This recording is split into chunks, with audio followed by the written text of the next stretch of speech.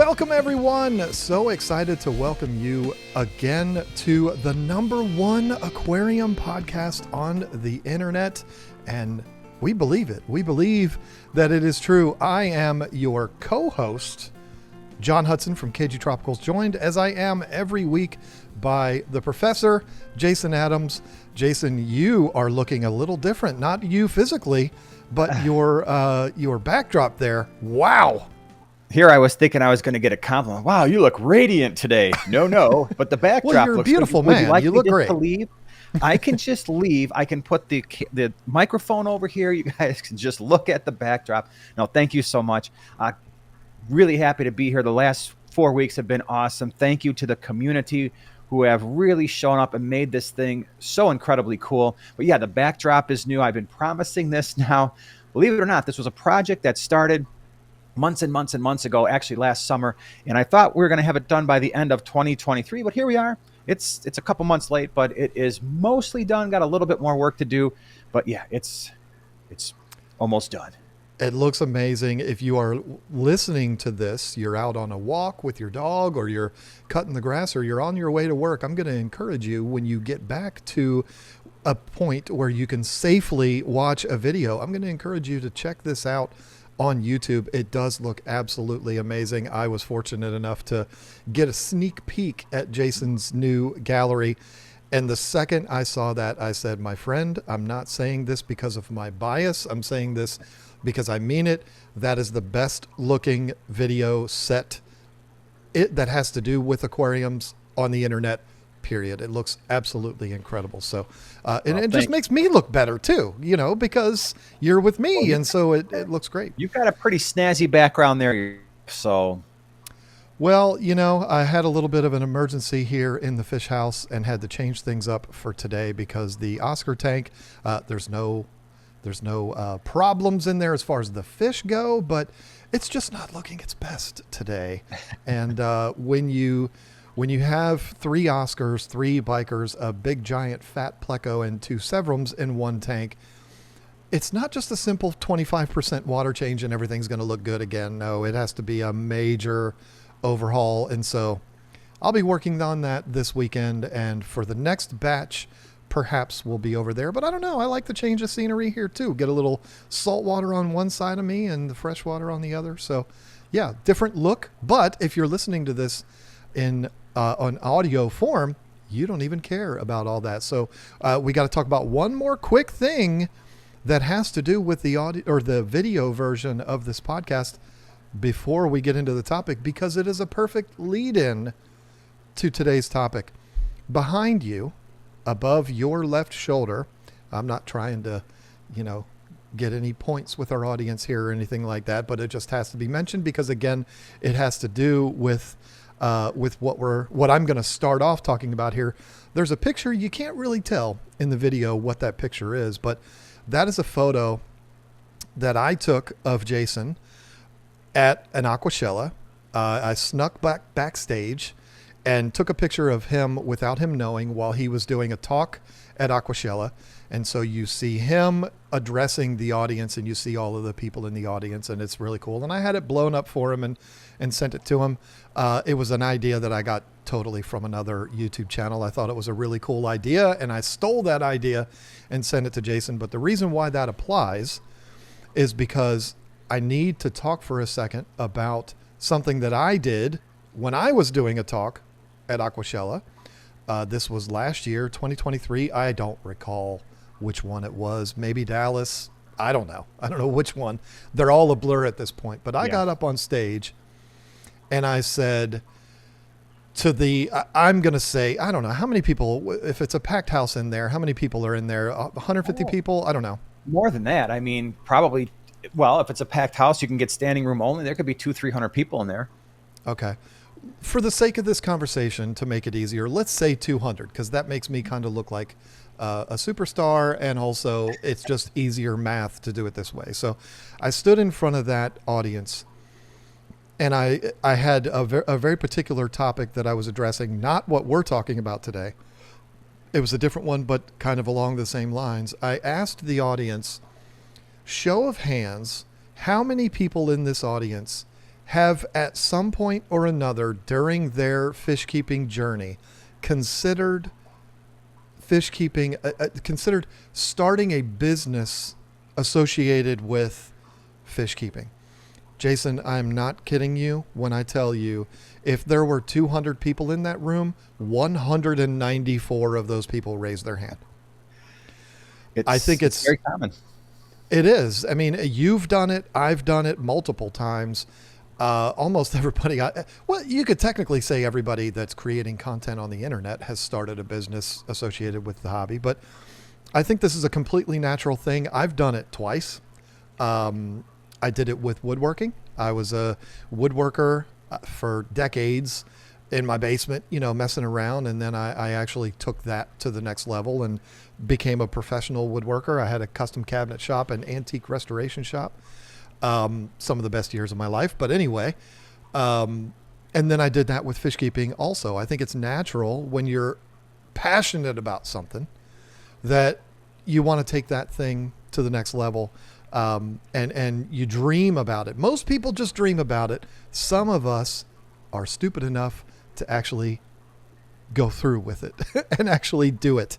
For some of us, it works out. It's working out pretty well for me right now.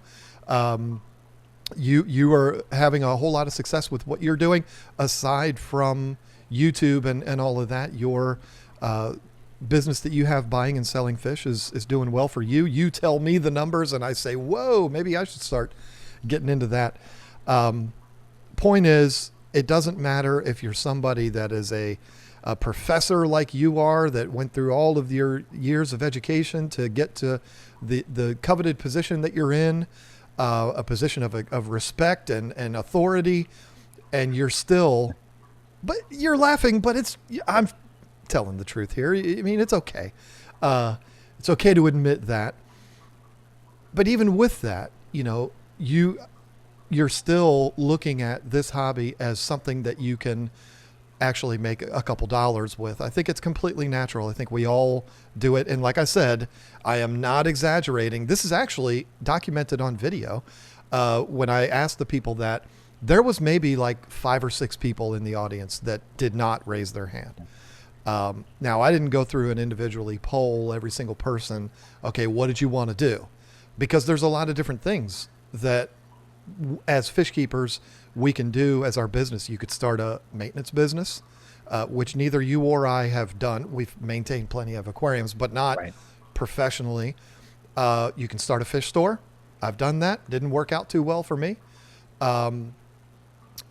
You can strictly have a YouTube business like Joey has, or then, I mean, I guess I can add to that. I've done that as well. And then added a website onto it to, further the, what I'm doing on social media.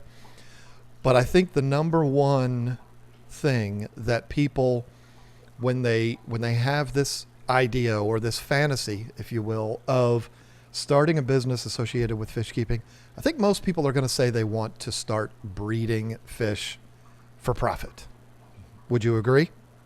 I would agree. I mean, we did an entire series. I know you've done a series on it. I've done an entire series on breeding fish for profit.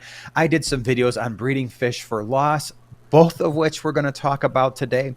But it's a natural progression. When people keep fish, inevitably, the gateway fish, guppies, bristlenose plecos, some of your mouth brooding cichlids, these fish that are a little bit easier to breed, it's what people naturally gravitate towards. And at some point, they've got a lot of fish babies in their fish tank, and they're like, I can't keep all these. What am I going to do with all of these fish? And then that starts like, okay, well, maybe I can go to a pet store. Maybe I can sell them on the internet. Maybe I can go to a swap. And we'll talk about all of those, I'm sure, a little bit later. But yeah, there's this avenue of, oh, you know what? I can make a little bit of money. And at first, it might just be enough money to cover fish food. And maybe it develops into something more. Yeah, and I have done this on what I would consider to be a grand scale. However, it was not. When you consider what I did and you compare it to the people that really are breeding on a grand scale, you and I know some people that do that. You and I both are also friends with people that are in the fish distribution business. So we know people in all aspects of this industry. And so what I want to do is I want to talk about this from the standpoint of the guy breeding a few guppies or bristlenose plecos in his basement, all the way up to the elite of the elite, 5-acre fish farms that have 500,000 fish in them at all times. I want to kind of cover that whole thing, but I do want to say one thing before I really get into it. There is going to be some points in this conversation where I'm going to come across as negative. I'm going to come across as somebody that is, it may sound to you, the audience, as if I'm trying to sway you against doing this. Swayed you. I'm not sure what word I was trying to come up with there. It was a combination of sway and persuade. Yeah, it sounded good. Persuade you. I'm going to persuade you. It may sound like I'm trying to convince you not to pursue breeding fish as a dream. That is not what I'm doing at all. Because my wife and I would both tell you, and it would be without any thought, when her and I were doing this thing that I'm going to talk about here today, it was some of the best years of our lives, particularly, aside from kids and graduations and all of this, the obvious things that we should be proud of. Take all of those things away. It was some of the most fun we've ever had as a couple together. It was some of the most fun we've ever had as ambitious entrepreneurs. All of it as fish keepers. It was memories that we will cherish forever. And so I don't want this to come across as me being negative and trying to tell everybody, don't do this. It's a terrible idea. However, I do have to bring up some of the unfortunate things that, somebody who's just starting to think about, can I do this and can I breed fish for profit? You might not think about these things. So perhaps we say it, I'm playing the devil's advocate here to tell you both sides of this, because it can be great or it can be something that is completely devastating. And so when it comes, and please, Jason, you are the co-host here. Feel free to jump in whenever you want. You know me well enough to know once I get going, it's hard to stop this train from rolling, but I know. but I'm just gonna move on. You jump in whenever you want to. There's what I've seen. There's two ways that people get into breeding fish. You have the people who accidentally breed their guppies in the basement, and then all of a sudden they start to develop a system like, okay, this happened by accident, which, I mean, just having guppies in water is an accident to make them breed. But whether it's them or plecos, or in my case, having a surprise batch of African cichlids be bred, peacocks to be exact, you have a surprise brood of fish show up in your aquarium. And so you take that and you say, okay, now I need to go and buy a 10-gallon tank to put the fry in, and then I'm eventually going to need to clear out that one tank or get that other 75 gallons set up so that I can move the fry up to that as a grow out tank. And the system kind of evolves slowly, and it evolves with the whole process.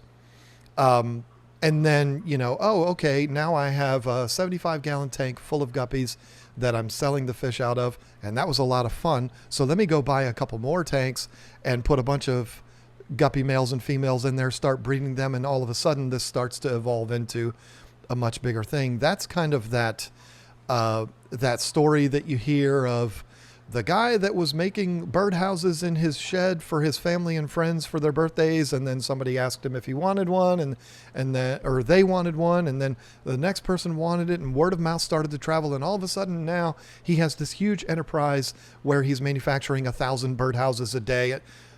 Same kind of a thing that we're talking about there. The other way, and I think when Lisa and I started our breeding operation, we were kind of a hybrid of these two things. But the other way of doing this is that person who makes the decision, okay, I want to be a fish breeder.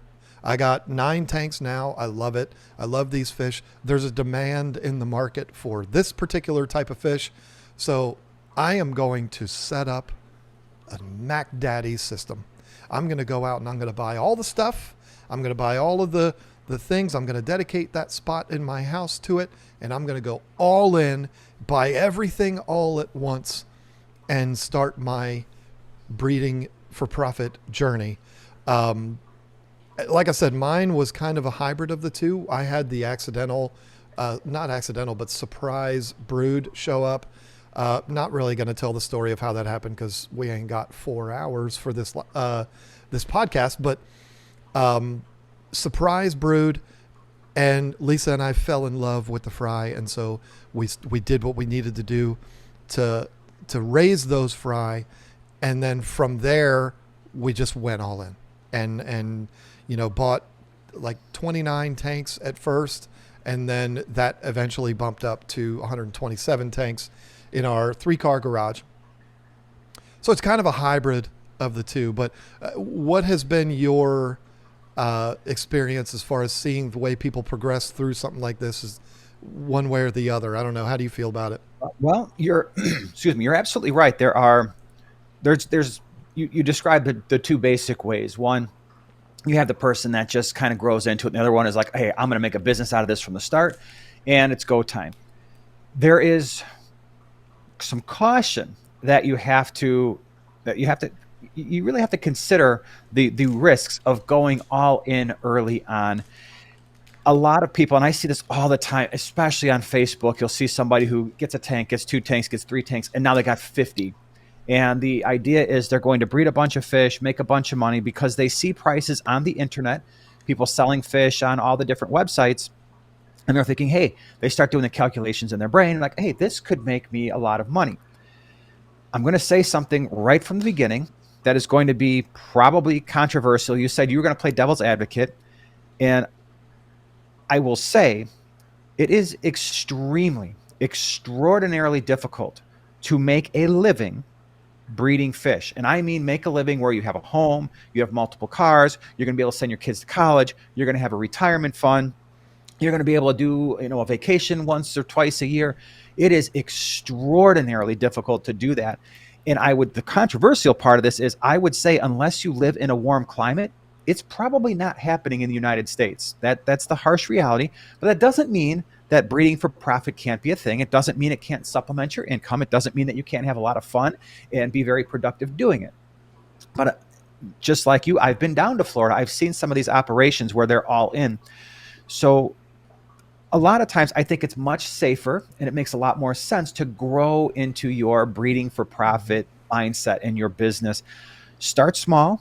Make sure that what you're doing, people actually want the fish, because all the markets are going to be different. Just because you see somebody on the West Coast selling a bunch of, maybe a pistogramma or some soft water fish, and you live in the heart of, hard water land, and now you're going to try to sell a pistogramma and rams or something, that's probably not going to work. That customer base isn't going to be nearly as large. Yep. So my advice would be take your time. Make sure that the fish you are breeding people actually want. Make sure your local market isn't already flooded. But that takes experience. It takes experience to know how to raise fish, how to treat fish when they're diseased, how to recognize fish that have genetic deformities. So if you're going to go all in and you're going to go from 1, 2, 3 tanks to now I've got 50, and there's not a lot of fish keeping experience there to back it up, and you're going to try to breed all these other fish, you may find that investment that you made on all of those aquariums was a horrible decision. Mm-hmm. But when you go slower and you naturally grow into it, which is probably where I would describe myself, I'm somebody who I was probably more option 1. When I built my fish room originally, it really wasn't, I'm going to put 40 tanks on one side just so I can start breeding like crazy. Breeding was something I wanted to do, but it wasn't a justification for building my fish room. The justification was I wanted the fish room. I wanted to enjoy it. As the fish started to breed, that was an added benefit, but I didn't start out with all those tanks being like, I'm going to go ahead and make $1 million breeding fish, because if that were the case, it would not have been a good situation. Mm-hmm. Yeah. I mean, with mine, we fell in love with the whole concept of building a system, breeding the fish, selling the fish, becoming a player in the African cichlid world. So it was the combination of the excitement for breeding the fish, but also the business angle of it. But you're absolutely right. I mean, there's so many factors that I think a lot of people don't think about, and one of them is something that I've told a lot of people, and they don't like hearing this. You talked about breeding the right fish in the right area. I always tell people, don't breed a fish just because you like it and because you think it would be good. I've had people come to me with these like exotic, rare fish. They're like, I'm going to breed these. And I'm like, that's great for the 4 people that actually want those fish. Right. You know, if there's not a supply of the fish out there readily available, you know, you breeding them, you're going to have to sell those, like actually be a salesman and convince people why they should want to buy those fish. Instead, what I would do is breed fish that you know people want, fish that are very popular that you can find everywhere. And the response to that is, well, but if I do that, I'm doing what everybody else is doing.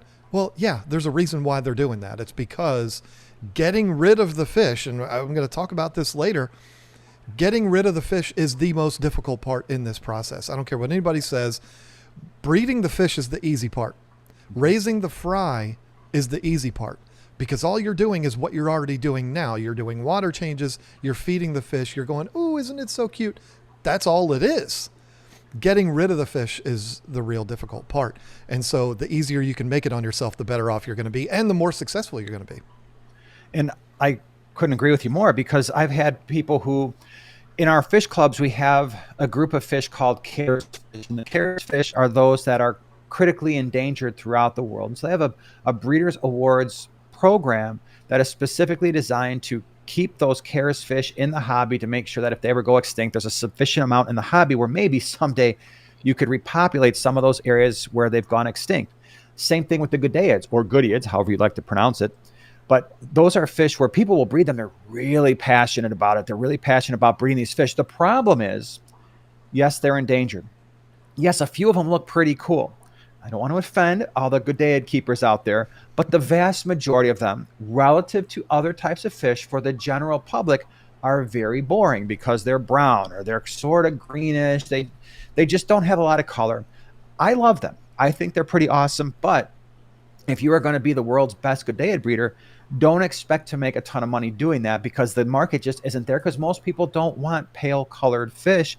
It's the same thing, and you know this better than anybody, when you're breeding African cichlids, especially your peacocks. And this is something that you talk about getting rid of fish. I know exactly what you're about to say. Yep. A very successful peacock breeder, and you've got an insanely awesome line. You've got your flame tails, you've got your Eureka Reds, you've got your Red Empress, and the males are just crushing it. What are you doing with all the females? Because half of the fish you produce are going to be silver or brown, and nobody wants those in their tank unless they too want a group of 6 or more, one male to 3 or 4 females, and they're also going to start breeding. But that percentage of the population is minuscule. So right away, when you were talking about setting aside that 75 gallon to grow out your peacock cichlids, half of those fish are more or less unsellable. What are you going to do with all of those fish? Because it can be a real problem. Yeah. And, we're going to talk later in the conversation about Florida exotic fish sales, one of my favorite businesses in the aquarium industry. And they don't sell direct to the public. They sell to fish stores. We were a fish store. We bought their food, their fish all the time, their food too. And they had a policy. If you buy a red peacock, you are getting a female with it. You have to. You have to buy a male and a female, because they have that problem too. Everybody has that problem. So you have to buy them in pairs. You go to a lot of mom and pop stores, they're going to sell guppies in pairs too, or trios. And it's because they don't want this surplus of females. And listen, I love all fish. They're all awesome. But, if you're trying to have that striking bold statement where you've got, like what I have behind me, the reds and the splotches and the blues. You don't want the females in there. It's sad to say it, but in that particular type of fish, the females are not as appealing. I'm not kidding you when I tell you the entire time that Lisa and I were breeding fish, which was a long time. I don't even know how many years it was. And then it culminated with us starting our store. We had our store. We were still breeding fish in there. We were doing all of that. We had one customer that came in and actually just loved the brown or gray females. And he would buy a dozen females. And he loved it because I would be like, listen, man, you're doing me a favor here. So I'm going to sell you those 3-inch female peacocks. I'm going to give them to you for $2 a piece because you're helping me out here. I appreciate that. And that's very rare. So, but you know, we gotta back up here a little bit, because before you start this whole thing, you've got to buy the stuff to get them all set up and to get your system going. And for that, Lisa and I used every strategy that's out there. We did the $1 per gallon sale. We did Craigslist, which I don't even know if Craigslist even exists anymore. It would all be Facebook Marketplace now. You know, Mark Zuckerberg just ruined another good thing. But for us at the time in 2009, 2010, it was Craigslist. And Lisa was obsessed. She had so much fun with it. Like, I would get home from work and she'd be like, okay, today we need to drive over to this area. We're going to get a complete setup for, you know, $40, a 75 gallon or whatever. She had so much fun with that. And we drove all over the state of Virginia and Tennessee to buy up tanks. She found, it might've been her, might've been me. I don't remember who found it, but one of us found an ad in Knoxville, Tennessee. We lived in King George, Virginia, hence KG Tropicals. This guy in Knoxville, Tennessee was selling a barn full of aquariums. And so that's everybody in our situation's dream. Like, okay, I can go there. These are all pre-drilled 20 longs.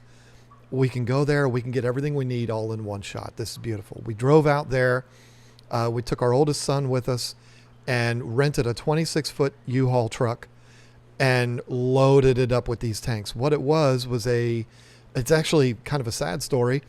You had this old farmer who was there when we were there. He owned hundreds and hundreds of acres that he was farming. There was a huge building on his property that used to be a poultry barn that a guy rented from him to run a fish distribution business out of. So he had all these tanks set up in this building, had them all on a recirculating system, which is why they were all pre-drilled. And he was operating a pretty successful distribution business. And then he was diagnosed with stage 4 cancer. I don't know where it was, but he ended up passing like 6 months later. And basically the whole system got abandoned. And it just didn't get touched. The old man went out there and turned everything off and just shut the door and walked away. And he had told his grandson, okay, I'm getting ready to throw all of these tanks into my front end loader and I'm going to bury them out here because they're in my way. I need this barn now. And the grandson, who was 13 years old, said, well, can you let me try to sell them first? And he said, if you can sell them by whatever date, you can keep all the money. And so he's the one that put up the ad. The 13-year-old put up the ad on Craigslist. He's the one that I was communicating with, and he's the one that we paid for the tanks. I think we paid like $1,500, but we bought like 500 aquariums in one spot. The 26-foot U-Haul truck was not enough. We got a second one, and Lisa drove the 26-foot U-Haul back to Virginia, and I was behind her, or she was behind me, or whichever way it went. We were both in 26-foot U-Haul trucks. The most grueling 2 days of my life, but we got a lot of tanks that way.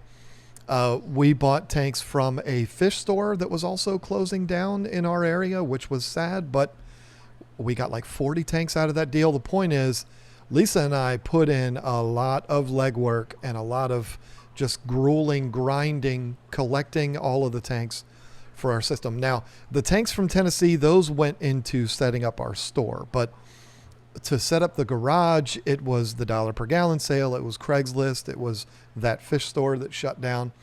We accumulated 127 tanks, but a lot of people that I've talked to about wanting to start a business like this, all they talk about is the tanks, and they don't talk about everything else that doubles, if not triples, the price of it. You look at a 10-gallon tank, dollar per gallon sale, you're like, that's a $10 vessel for me to raise all these fry in. No, it's not. You've got to filter that. You've got to light it. You got to heat it.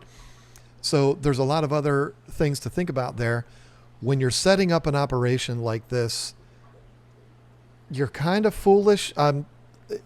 If you're going to try to individually heat every single tank, you are already making a categorical error in your business because you're going to spend so much money on heating all of those tanks. Your electric bill, your power company is going to love you, but you really ought to, set up more of a heating the room situation, which is what you and Joanna do. That's what we do out here. But what's different with my situation and yours is we don't live in this building. You keep your whole house nice and toasty there in Illinois, which a little hot for me, warm. But It's warm. So the house, the entire house is 78. Down here where I'm at right now, it is a balmy 82. So I have it just so happened to work in this basement where we're in a townhome. So we have neighbors on either side of us. So we only have our back wall that's exposed and a little bit of our front wall, because even the front wall, there's a garage there attached. So the nice thing is we don't have a lot of exposed walls. And so when I keep the house at 78 in the winter, the heating unit is down here. There's only one vent. It's right above my head over here for the entire fish room on both sides.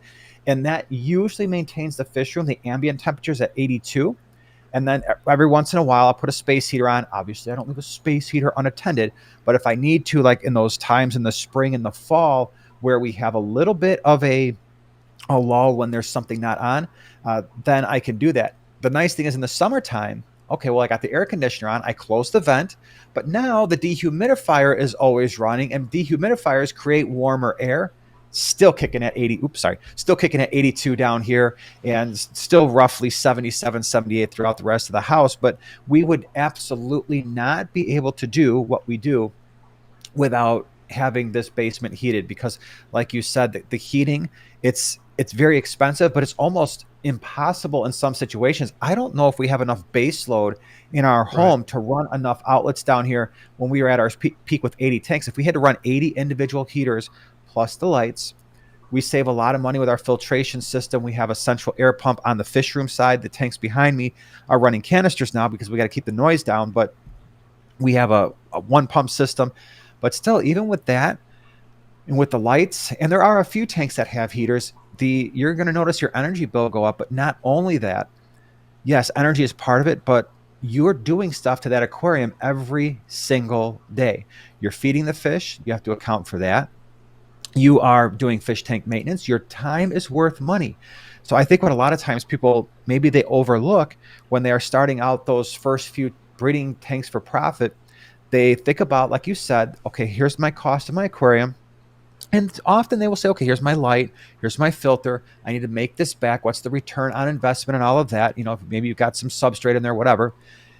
Sometimes it's a little bit harder to quantify, okay, well, how much energy am I using every month? But that should factor into the equation, as is all the food that you're feeding. Did you have to do any meds? But what a lot of people don't calculate, or they calculate it very, very incorrectly, how much time am I spending doing the stuff that I do? For me, it's really easy because my time spending doing the maintenance is zero. So I know exactly what my sunk costs are every month because my boys are employees of Primetime Aquatics LLC.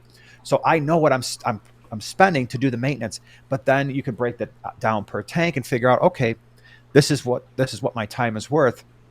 And I can tell you where some people go wrong is if they're looking to make money. You got the initial investments, and like we said, we've got all these other things. Start really figuring out, what is my time worth? Could I make more money? If it's for income purposes, could I make more money delivering pizzas, working at Home Depot or picking up some kind of a side hustle on Uber rather than doing all this stuff. And I wouldn't have all these initial investments. And I think a lot of people would be surprised a year down the road, you would actually make more money doing one of those other things compared to breeding fish. Obviously, not as enjoyable. Obviously, there's not the educational part of it that you're getting with the fish. And if it's a hobby that you love, there's value in that as well. But certainly there are things to consider. Yeah, and that's a great segue into something I planned on talking about later on. But hey, we don't have a strict rule here of how we have to follow the outline. This is why Lisa and something a lot of people don't know. When we started our store, I had the dumb idea that we were going to be able to get by just selling the fish that we're breeding. That would have been, it was already a mistake, but that would have been the worst mistake we could have ever made, because you have people that walk into a store that they've driven, we lived out in the middle of nowhere. So people actually have to drive to get to us. They're not passing us while they're walking into Walmart. And so they come all the way to us and they're like, all you have is 19 different types of African cichlids. Like, I want some tetras. I want some mollies. What are you doing here? That would have been a humongous mistake. But we figured out that, yeah, breeding fish is amazing. It's fun. It's awesome. It's a different experience. Handing a customer a bag full of fish that I have raised the fry from little grains of rice to being free swimming fry or free swimming adults. That's a beautiful thing. But there's only so much money that can be made in that. And that's why we started bringing fish in, which is what you're doing now. Yeah. Bring fish in and sell them. When you look at the two, the money made bringing in a fish, having it in your system for 2-3 weeks, and then selling it, or maybe if you're quarantining them for a month or whatever, you might have them longer than that, but bringing them in, having them in there and selling those fish for a general retail markup, I think you're going to find in a lot of cases that you're going to make the same, if not more money, because you can have more varieties. You're not limited to only the fish that you're breeding. You've got it's all wide open what you can do with that. You may find, like we did, that it's actually a better business move to let everybody else breed the fish. I'll bring them in when they're ready to sell, and then and that's how I'll make my money.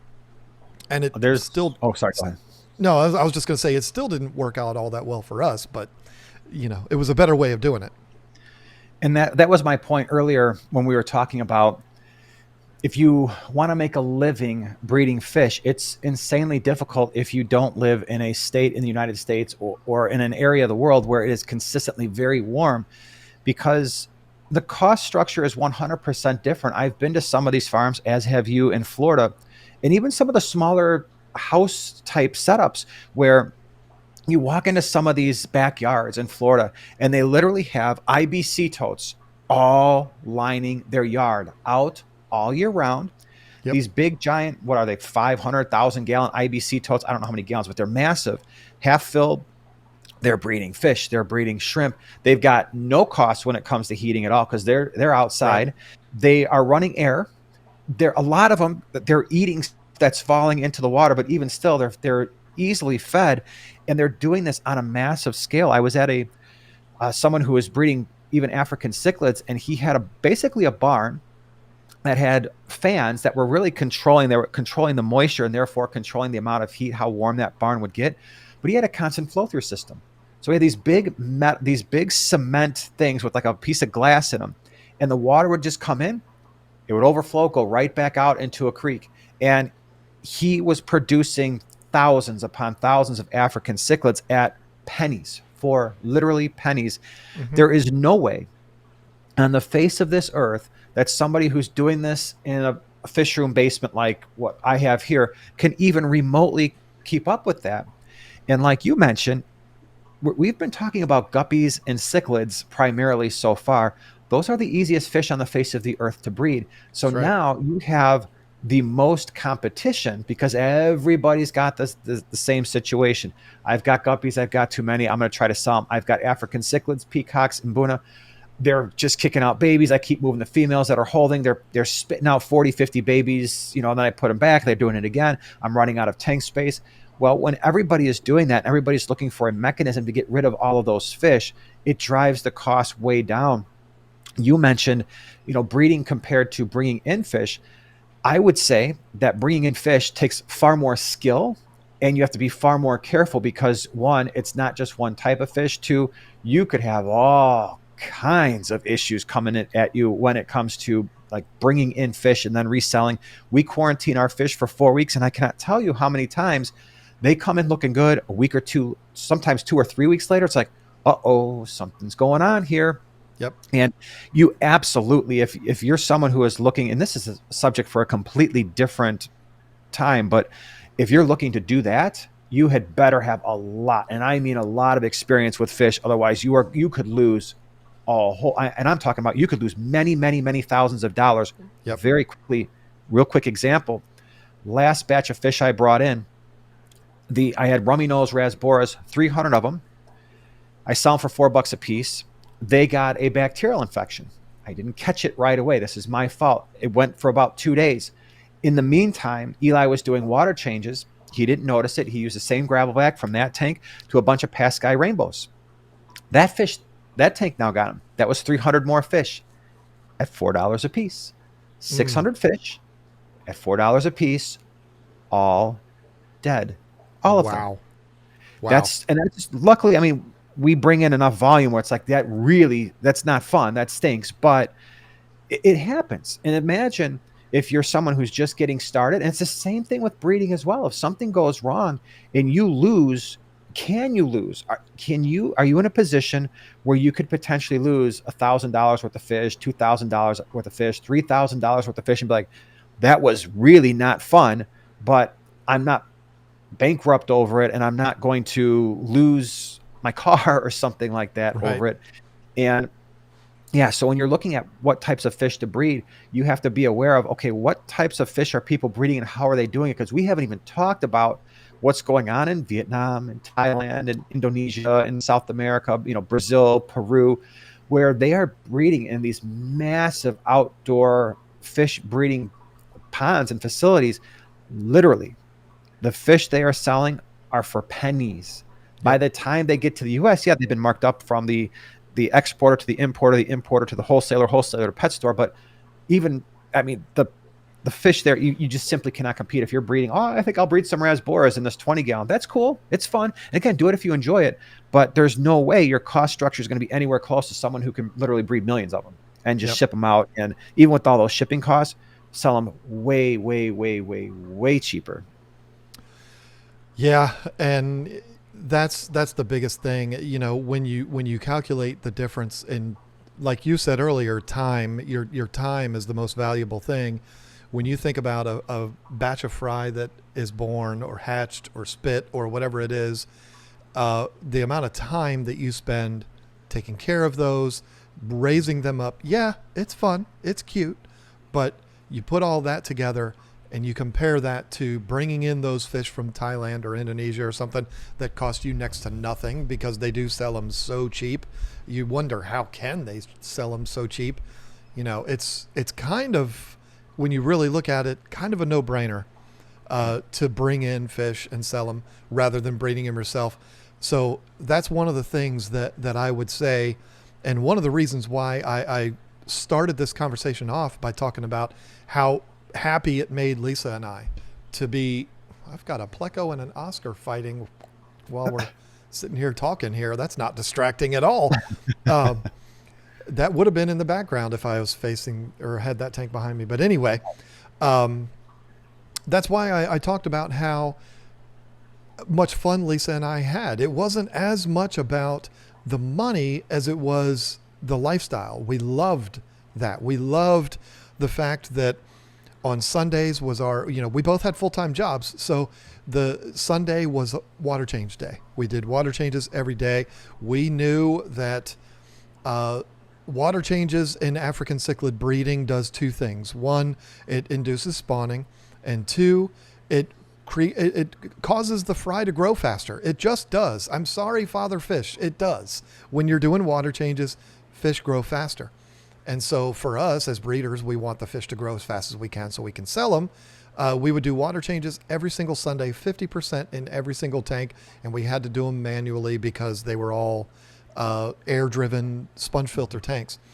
But we loved it. We loved going out there every Sunday and doing that together. Took all day, but we loved it. The kids got involved sometimes. It was a great experience. And the reward that we would get for that is on Mondays, we would come home from work, and it was like a ritual practically. We would go out there, and Lisa would go through and find mamas. It's when you're breeding African cichlids that are mouth brooders, which means the female is holding the eggs in her mouth for about 21 days usually. You can visually see them with a full mouth of eggs, almost like a stork, or what are they called? Pelican, whatever, where they got the big thing. And so Lisa's job was to go through and identify all of the mamas that day. That's what she called them, was mamas. And that was so much fun to do that. So the joy of doing it far outweighed the profit of doing it. And so if you're looking to breed fish because it's something fun to do that you can make a few dollars on the side, I encourage everyone to do it because it's amazing, especially if you have a close friend or a spouse that you're doing that with. You cannot lose doing that. But you said very early on in this conversation, if you want to make money, like you want to be that guy that's doing well, going to retire and be comfortable and all of that. I know a couple of guys that are going to retire comfortable when they do decide to retire. One of them is in his 70s and still doesn't know when he's going to retire. So I guess you can say breeding fish makes you grow to be a very old man. Sorry, Rick, I'm not calling you very old, but actually he's in his 70s and can run circles around me. But anyway, these are guys that have 5 acres that is dedicated to a farm, and everywhere you look, there are fish in giant vats, and what they use are the burial vaults. I haven't been to Florida Exotic, but I've been to Old World Exotics, which is Leif de Mason's business, the namer of the de Masoni cichlid, and his places. It's a fish keeper's dream. His home is on the property. Beautiful home. He's got 5 acres in Homestead, Florida, so it's like 184 degrees year round. But everywhere you look are these burial vaults. These are the concrete boxes that your casket goes into. So they dig the grave, they put the vault down in there, and then put the casket inside of that, close it up, and there you go. Those vaults are waterproof, and so they're perfect for filling up full of water and breeding your fish out of them. The Old World had probably 200, 300 of those vaults that have 2 feet of water in them and hundreds of fish. Not only that, they had massive ponds that are just dug into the ground. They're not fancy pond liners and aquascaped. They're just, it's a big divot in the ground that's full of water. That's where a lot of the breeding happens. And that's where you look in those ponds and there's frontosas in there that are 15 inches long, the biggest you've ever seen in your life. The breeding stock is coming from that. A lot of the breeding is happening in those ponds. They net them all up and to distribute them throughout the pond. It's a massive operation that they have going on there. And here's the thing. Whether we're talking about Old World exotic fish sales or Florida exotic fish sales, 2 of the biggest players in the African cichlid world, both of those guys are still importing fish from Africa. Yeah. They're not only relying on fish that they're breeding. So even at that scale, which is the elite of the elite, if it weren't for those 2 companies, we would not have African cichlids in this country. They're still bringing in fish from Africa. So that's got to tell you something. But unless you had something else to say, I wanted to get right into the biggest challenge of this whole thing. What's the biggest challenge? Okay.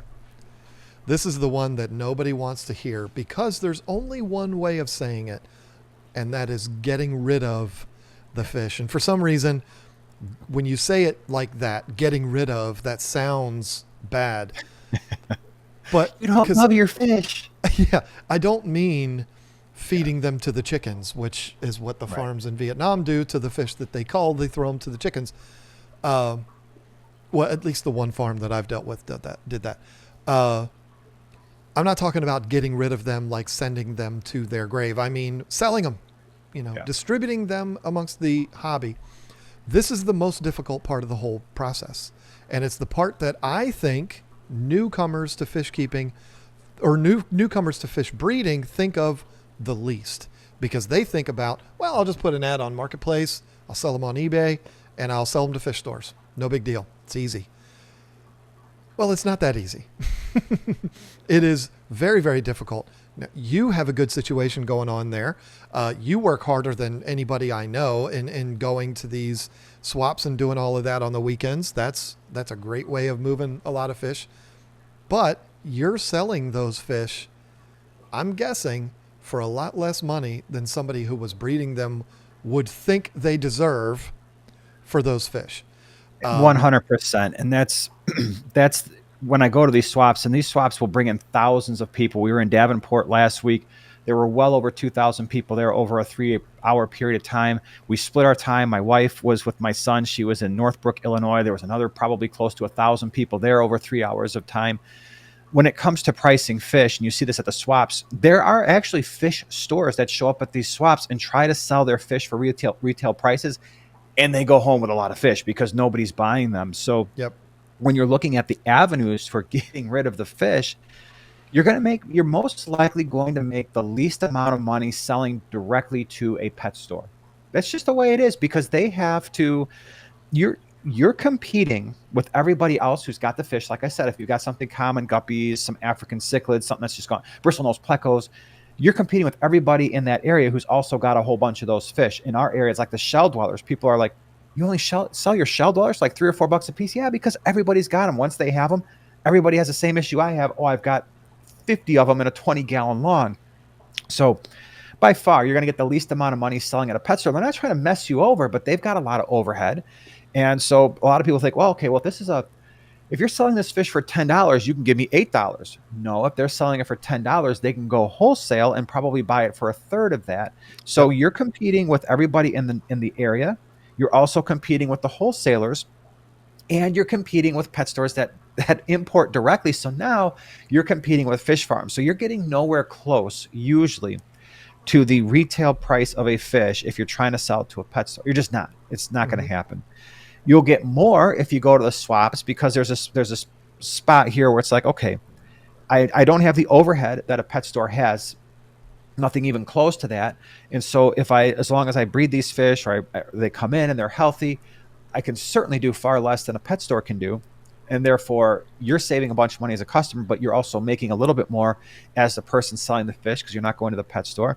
And then there's online. And online, yes, you're competing with everybody else who's doing it online, but at that point, now you're getting somewhat closer to retail. But the downside is, and where people are going to balk is, hey, here's this fish that's close to retail, but you can't find it at your stores, so you're stuck with me buying it online. But then guess what you're charging? And you, John, you had to deal with this in your side Mm-hmm. of things. What's the sticker shock? The $75 for shipping. Yeah.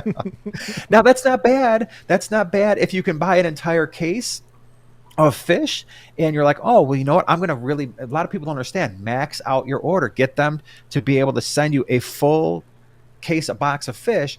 Yep. You spread it over a bunch of fish, because the shipping, it's the water, right? It's not the number of fish Right. that matters. It's the water in the box and the space that water is taking up that costs all the money to ship. So you can maximize your order. But again, how many people have the ability to be like, well, I was going to buy a betta, but I'm also going to buy 50 Galaxy Raspberries, 47 shrimp, and 100 green cubatide to make sure my order is maximized. Right. But yeah, it's shocking. Yeah, I've got a few stories here of my journey, and then also a friend that was an angel breeder, a very successful angel breeder, in that he bred a lot of angels. It's not like he was a business doing it; it was something that he did out of his basement. But anyway, one of the stories that I have is a good friend of mine.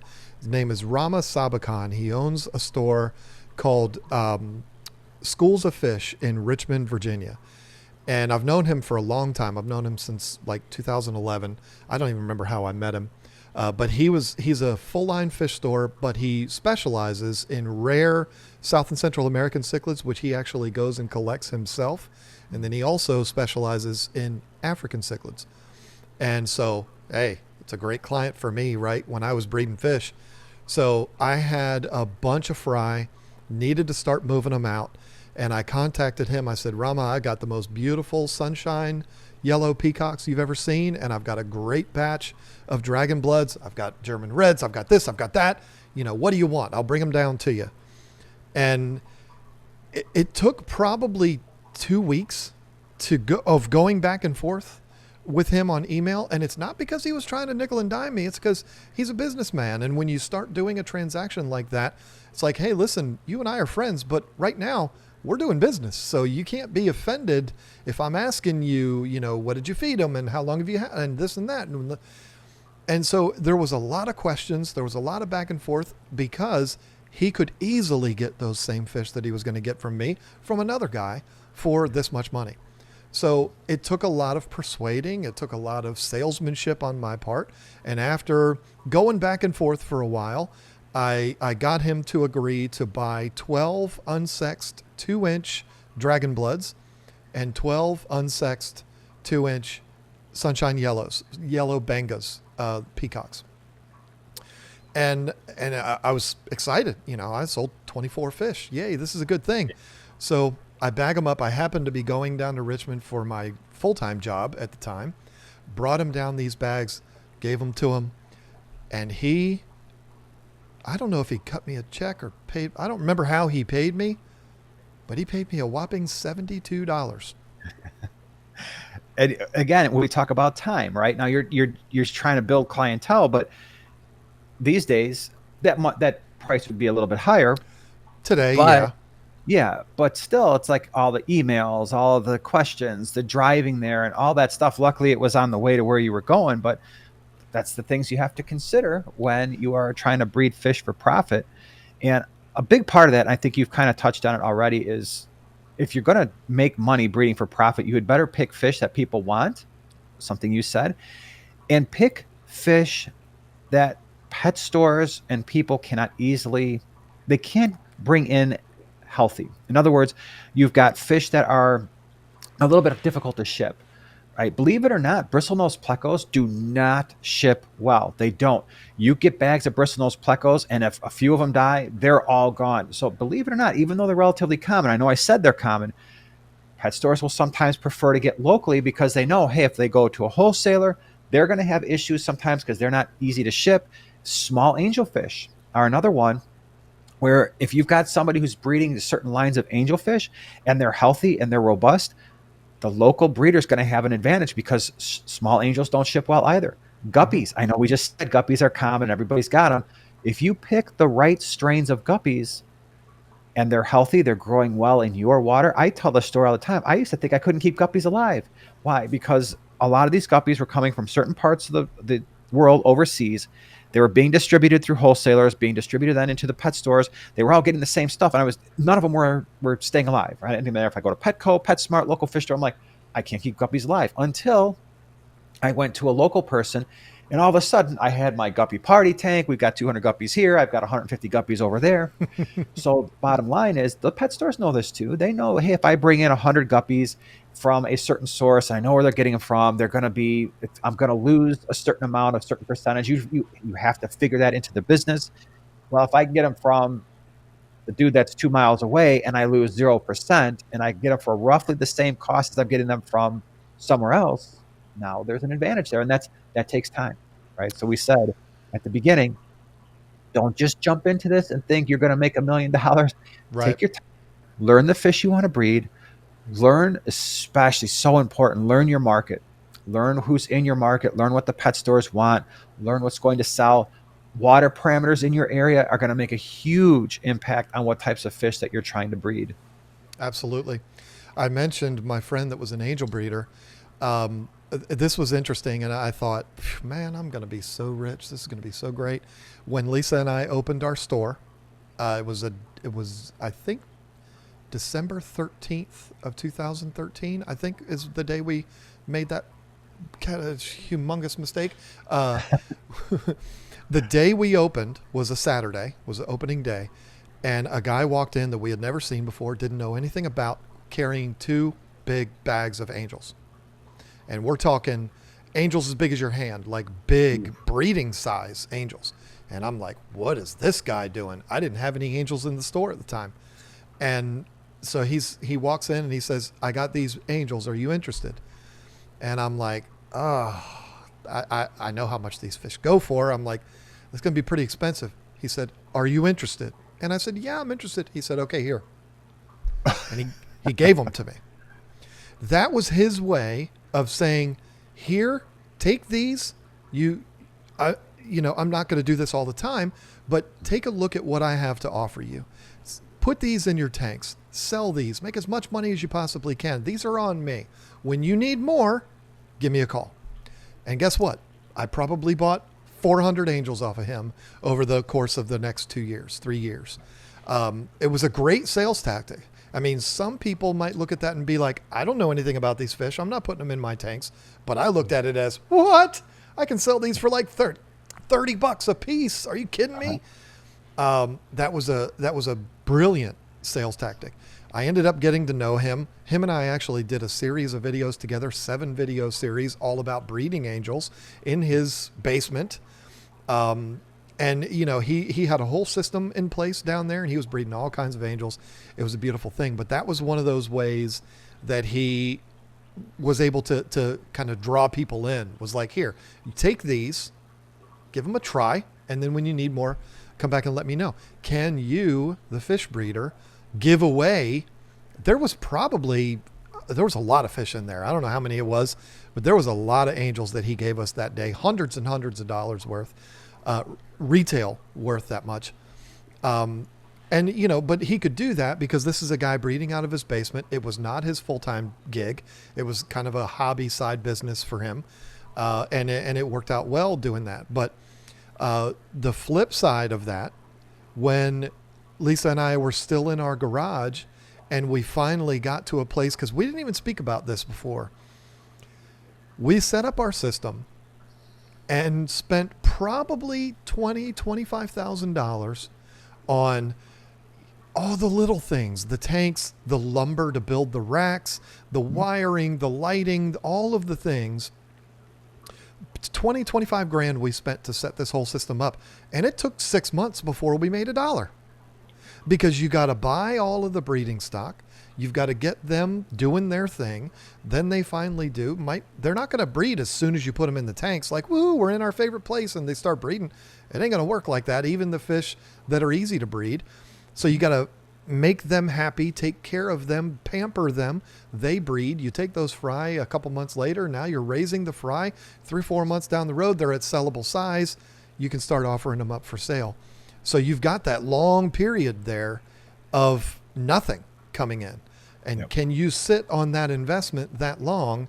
If you're having as much fun as Lisa and I were, you could. And you're looking long term, you can let it go that long. But I remember I was so frustrated by this. When we finally launched our website and started putting things on social media and stuff, letting people know that we were out there, we had 2 people express interest in wanting to come to see our system and buy some fish from us. We were like, you crazy. This is awesome. This is the best. This is what we've been waiting for. We set up an appointment with a customer to come by on Saturday and then another one on Sunday. And so when you're new to this and this is all exciting and you've been building up to this for 6 months, you kind of say, okay, we got these people coming today. Clear our calendar. This is it. This is all we're doing. We're going to make sure we treat these people right, roll out the red carpet, do the whole thing. The 2 families that showed up, one was a woman by herself. Her husband wasn't able to come. She loved what we were doing. She was so excited about it. She spent $12 on fish. I'm not mad at her for it. You know, that's going to happen. It's fine. She actually ended up, her and her husband became very good friends of Lisa and I. So, and her daughter played with our kids. It was great. You know, we ended up becoming good friends. Sunday, it was a whole family that showed up. It was dad, mom, son, daughter, and grandson. They all showed up and they were all running. It was like, you know, fantasy land for them. Local people in King George. He was also a fish breeder. He bred plecos and electric blue Jack Dempsey's. Again, he also became a long-term friend. I still get calls from him every once in a while now. But they spent $26. So Lisa and I blocked out our entire weekend and we made, what was it, $48. So you have to be ready for that kind of a thing. You're not going to have these people come in and be like, I'll take one of everything. Here's $1,500. It doesn't work like that. You got people coming in, they're buying a couple dollars worth of fish, or they might not buy anything at all. We stopped blocking out our weekends for people to come to our house and look at fish after that. But, you know, it is what it is. You're not going to make as much money as you might think you are. So that's why I say, if you're doing this for the love of doing it, because it makes you happy, it's fulfilling for you. In the case of Lisa and I, it brought us closer together as a couple. It was something that we got the family involved with. It was just a beautiful thing. That's what it should be about. Maybe not the money, unless you're able to go all in. And when I say all in, I mean beyond all in. You know, 5 acres in Homestead, which, guess what? That's going to cost you $1 million just for the lot. You know, you're going to spend all that money to move down to southern Florida and go after this. You're going to spend a lot of money and not get as much in return unless you go to that, you know, elite level. And, you know, I don't know a whole lot of people that are anxious to put millions of dollars into starting a fish breeding operation. I don't know. Yeah. They might be out there, but I don't know them.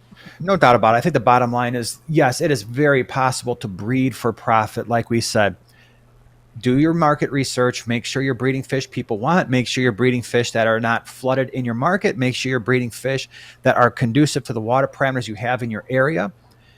Start slow, right? That would be my strong recommendation, is start slow, grow into it, let your experience, right, build over time, let your interest naturally build, let the income naturally build, because where you run a serious risk for you financially and even just getting burnt out of the hobby is if you just go gangbusters without the experience, without doing the research first.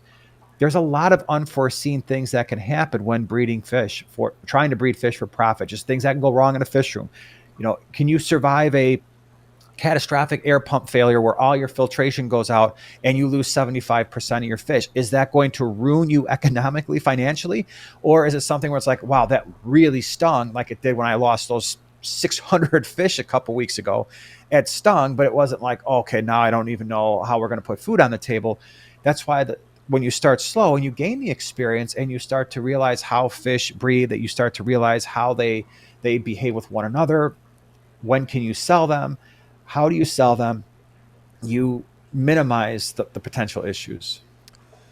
Yeah, and I'm only going to add one more thing here, and then we'll lock this down, because I've been talking nonstop for forever. That's just what I do. You have to stop me because I just keep going and going. But even going to that elite level is not without its share of problems. The two farms that we talked about, that I've talked about, Florida Exotic and Old World Exotic, both of those companies had a catastrophic incident happen, which was, I think it was Hurricane Isabel. I think it was Isabel, that basically flooded their entire farms. Now you got to think about this. You've got those burial vaults, which are, sitting on the ground, and, they're like 3 feet above ground. But they also have all of these ponds that are buried in the ground. They've got these waterways that connect everything, the filtration system, because it's all a natural system that flows through the entire 5 acres. Well, the entire 5 acres flooded. Both of those farms are like 2 blocks away from each other. And they got severely hit by this hurricane that not only destroyed the buildings and the shade structures and stuff like that they have over these things to keep birds from flying over and eating all their fish, destroyed all of that, but also flooded, which made all of those ponds one big giant pond. Everything gets mixed together. Dove eyes end up with yellow labs. And it was chaos and mayhem. And it was pretty much, I don't know this for sure, but almost a complete loss for them. And there's a bigger problem with that too. Yeah, you've got fish mixed together, which is going to take months to figure that out. There's a bigger issue that most people probably wouldn't recognize. All of that rainwater hitting all of that groundwater. If you're primarily breeding African cichlids, they need that harder water with a high pH. You start dumping rainwater to the point where it's flooding, that pH is going to drastically go down, and the water hardness, the KH, is also going to go down quite a bit. And so now the water parameters are all screwed up. You're going to lose a ton of fish just because of that shock of that, having the wrong water parameter. So yeah, I remember that. I remember seeing in both cases, there was video out there where people, they were trying to do, it sounds so weird, but they were trying to get the water out of the ponds as it was raining, because they were trying to get more groundwater in to try to maintain the pH and the KH so that they didn't kill all the fish because of the excessive rain. Yeah, and I don't know, when I talk to either Rick or Leif about that, which I haven't much because it's kind of a sore subject for them. Yeah. But sometimes I haven't talked to Leif in a while, but I just talked to Rick a couple months ago, and he will be a guest on this podcast coming up, I think, in Dallas when we're at Aquashella. He's the first confirmed guest that we will have. And I'm so excited to talk to him. He might bring it up then. I never bring it up to him, but sometimes he's brought it up to me, and we might be able to get more details. But I think that with the ponds, I think it was almost like a complete restart that they had to do after that, which is, oh my Lord. I mean, I know when I was at Leif's place, there were, for some reason, I don't know why, but you have all of those not underground, but in-ground ponds that are massive. They're like football fields. And then these waterways that connect them. And in those waterways was like 3-foot long dovei. And it was insane. And he has these walkways built over them, and you'd be walking and there'd be like a giant monster swim right underneath you. It was absolutely wild.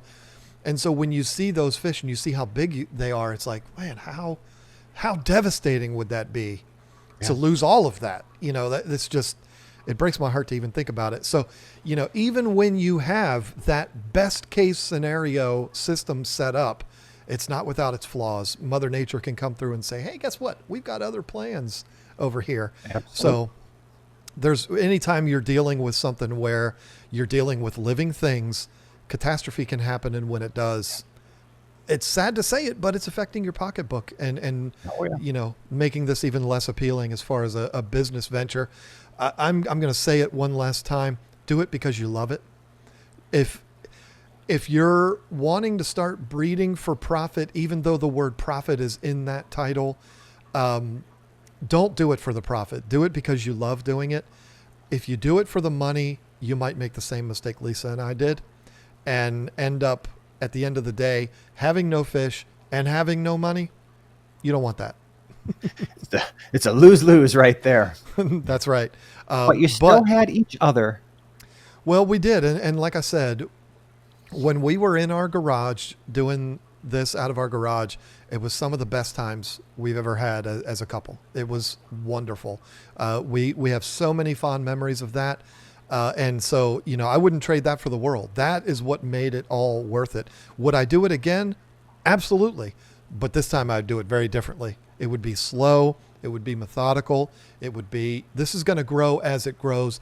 The business is going to tell me when it needs to grow. I'm not going to just try to force it to grow, which is what we tried to do, and it didn't work out too well. So very rewarding, can be very frustrating, but when it works, it's very rewarding, feels great, it's wonderful, but it's not something that you should ever expect to get rich from. Yeah. Agreed. Yep. So I know if you're listening to this and you're a big fan of Jason from Primetime Aquatics, I don't blame you. You're probably like, daggone it, we didn't get much of him this episode. I apologize for that, but we are kind of, for the sake of each other's voices and trying not to lose each other's voices, we're trying to have one person take the lead of each episode. And unfortunately, when that person's me, I tend to go a little overboard. Oh no, that's quite all right. And I'm getting over a thing here, so my voice it's recovering, but it's not 100% just yet. Well, you sound perfectly fine to me, and as always, you always do. But this was a lot of fun, folks. I've really enjoyed talking about this. It's a topic that I've covered so many times. You have too. It's very commonly asked questions in this hobby, of taking it to the next level, making it a business, and it's always a lot of fun to talk about. I've gone up on stage at these big events in front of 44,000 people and talked about it because it is such a common thing, and it's fun to talk about. I enjoy it. So thank you for sitting back with us and going through this journey with us. It really was a lot of fun. The response that we have received to this podcast has been absolutely overwhelming. I cannot tell you, Jason and I giggle about it all the time because it's like, how many times have we ever done something where it just is 100% positive feedback that we're getting? Like in social media, that's unthinkable, but that's what's happened here. And we're so thankful for that. This is what the Tank Talk podcast needed. It needed your extra level of talent there, Jason. Yeah, I don't know about that, but it's been awesome. And again, everybody, thank you so much because we really appreciate it. Again, every Monday, we're going to be back next week too. We've got a really awesome subject for you. It'll be interesting, I promise. That one is going to be interesting. And I do have to say this, my internet has been acting up a little bit today, Jason. I don't know if you've noticed it on your end, but for those of you watching this in video form, you may have seen Jason kind of, skipping back and forth there a little bit. It hasn't affected the audio, but video, you haven't been able to see his pretty face as clearly as we would have liked. If you're listening on audio, it hasn't affected you at all. But for those watching on video, I apologize for that. But listen, this is why we need a script to close out these videos, because if we don't, I will go on and on and on and on. Thank you all so much for hanging out with us. Thank you, Jason, for being such an amazing co-host. And we will see you next Monday. And like Jason said, it's going to be an interesting one. If it's going to be the topic I think it's going to be, might be some fireworks in that episode. You are not going to want to miss it. Thank you so much. We'll see you next week. See you next week.